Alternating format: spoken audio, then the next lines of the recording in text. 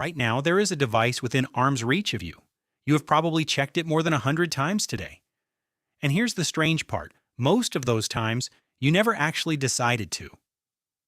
Your hand just moved, unlocked the screen, started scrolling. Have you ever caught yourself closing an app and then opening the same app again 5 seconds later without thinking? That's not a bad habit. That's something much, much older. Your phone was invented less than 20 years ago.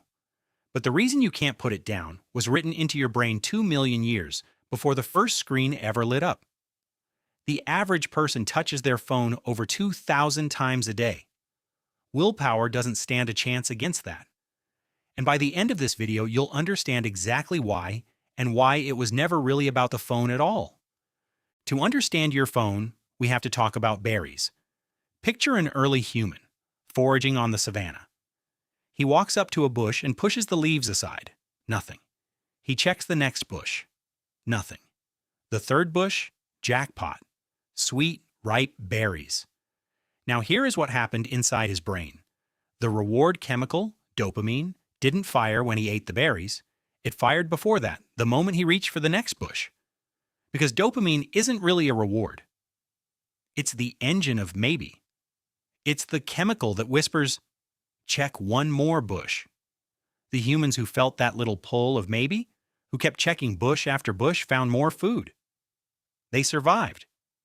The ones who gave up after 2 empty bushes, they starved. So over thousands of generations, evolution turned maybe into one of the most powerful forces in the human brain. Now watch your own thumb pull down to refresh a feed. Sometimes nothing.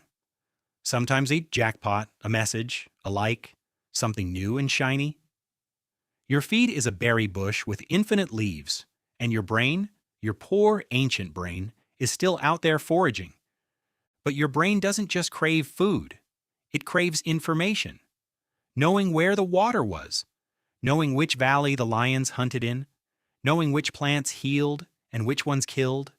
For ancient humans, information was survival currency. Missing one important piece of news could wipe out your entire family. So the brains that treated new information like treasure, that felt a little spark of pleasure every time they learned something, those brains lived longer. Scientists have found that your brain processes new information using the same reward circuits it uses for food. Think about that. To your brain, news is a meal. Gossip is a snack.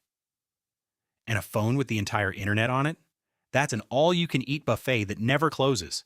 That itch you feel to check the news one more time, to see what's happening, to stay in the loop. That's not curiosity. That's an ancient survival program, convinced that the next piece of information might save your life. It even has a modern name, the fear of missing out. But FOMO isn't some new internet disease. It's one of the oldest feelings humans have. Because for your ancestors, missing out wasn't an inconvenience. The one hunter who didn't hear about the moved camp, the changed plan, the new danger, he was the one who didn't make it home. Your brain remembers that. So it refuses, absolutely refuses, to be the last one to know. And there was one type of information that mattered more than all the rest. What the tribe thought of you. Ancient humans lived in groups of maybe 150 people, and being alone was a death sentence. You couldn't hunt alone, you couldn't keep watch alone, you couldn't survive alone. Being liked wasn't vanities, it was life support. Getting rejected by the tribe meant exile, and exile meant death. So your brain evolved to track your social standing obsessively. Every single day. Am I valued? Am I respected? Is anyone turning against me? Now look at your phone. Every like is a tribal nod of approval.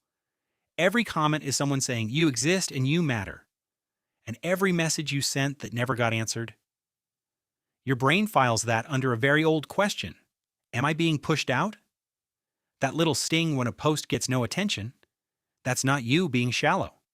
That's a 2 million-year-old alarm system whispering the tribe is turning away. Then there's the ping. You know the one. The buzz in your pocket. The little chime from across the room. Your attention snaps to it instantly. Mid-sentence, mid-meal, mid-anything. You physically cannot ignore it. Here's why. For 2 million years, a sudden small sound, a snapped twig, a rustle in the grass, meant one thing: something is here. The humans who ignored the twig, snap, got eaten. The ones whose heads whipped around instantly lived to see morning. Scientists call this the orienting response, and it is involuntary. It fires before you think.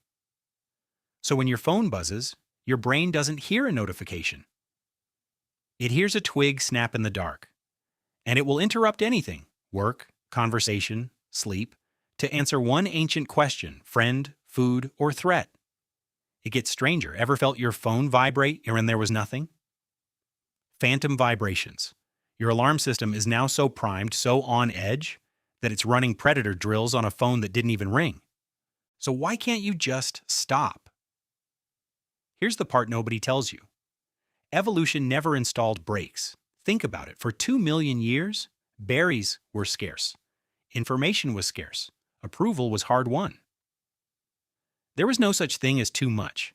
A brain that said, that's enough food, that's enough news, that's enough friends, was a brain that died sooner. So your brain simply never evolved an off switch for these things.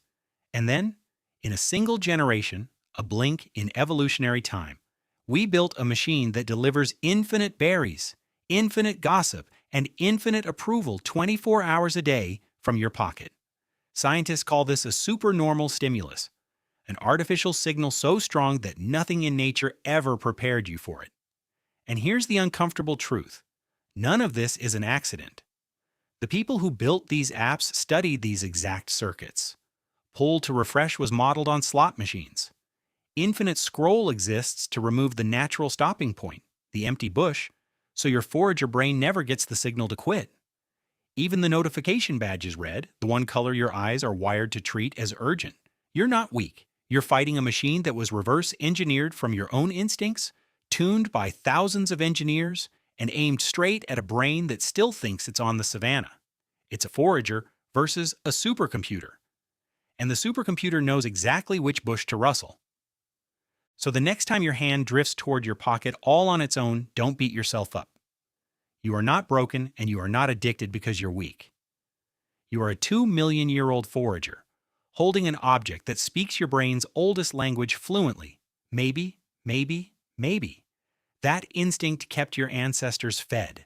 It kept them informed. It kept them inside the warmth of the tribe.